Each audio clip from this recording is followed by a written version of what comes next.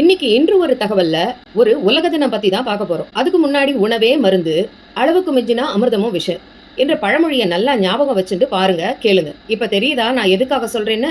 ஆமா, உலக தேயிலை தினம், இன்டர்நேஷனல் டீ டே. இன்னைக்கு அதான் இவ்வளவு முன்ஜாக்கிரதை முனுசாமியா முதல்ல பழமொழியை சொன்னேன். டீ ரொம்ப குடிக்க கூடாதுதான். ஆனா காலையில டீயோ காஃபியோ குடிக்கலன்னா வேலையும் ஓடல, அன்னைக்கு பூரா ஏதோ ஒண்ணு குறைஞ்ச மாதிரியே இருக்கு. சிலருக்கு குடிக்கலன்னா தலைவலியே வருது.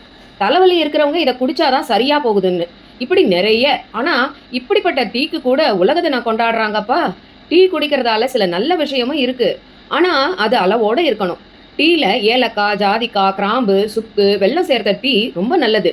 வெறும் டீ குடிக்கிறத விட இப்படி குடிக்கலாம். பால் சேர்க்காத வெறும் டீல லெமன், ஹனி சேர்த்து குடிக்கிறதும் நல்லது. ஆனா எல்லாமே அளவோட தான் இருக்கணும். சில பேர் காஃபியோ டீயோ நிறைய கலந்து வச்சுட்டு போக வர இதையே குடிப்பாங்க. ஆறி போன டீயா கூட குடிப்பாங்க, இல்ல அதை சுட வச்சு கூட குடிப்பாங்க. இந்த டீ முதல்ல கிமு 2737ஆம் ஆண்டு, அதாவது இன்னைக்கு 5000 வருஷங்களுக்கு முன்னாடி சீனால கண்டுபிடிக்கப்பட்டது. அது டீயை போலவே சுவையான ஒரு கதை. சீனாவின் 2வது பேரரசரான ஷென்னங் அப்படிங்கிற ராஜா தான் ஹெர்பல் மெடிசன் ரிசர்ச் பண்றதுல ரொம்ப பிடிச்ச விஷயம் அவருக்கு. அப்படி ஒரு நாள் அவர் தோட்டத்துல அடுப்பை மூட்டி தண்ணியை கொதிக்க வச்சிருக்காரு. அப்ப பக்கத்துல இருந்த தேயிலை மரத்திலேருந்து சில இலைகள் இந்த தண்ணியில விழுந்து வித்தியாசமான வாசனையும் கலரும் கொடுத்துருக்கு. சரி, சாப்பிட்டு பார்க்கலாமேன்னு சாப்பிட்டு பார்த்தவர் புத்துணர்ச்சியா இருக்கிற மாதிரி உணர ஆரம்பிச்சார். ஆரம்ப காலத்துல டீ ஒரு மெடிசனா தான் இருந்திருக்கு. 16th செஞ்சுரியில தான் டச் பீப்புள் மூலமா சீனாவுக்கு வெளியிலையும் மற்ற நாடுகளுக்கும் ஸ்ப்ரெட் ஆக ஆரம்பிச்சது. இப்படிப்பட்ட டீயை நிறைய நாடுகள்ல கல்டிவேட் பண்ண ஆரம்பிச்சாங்க.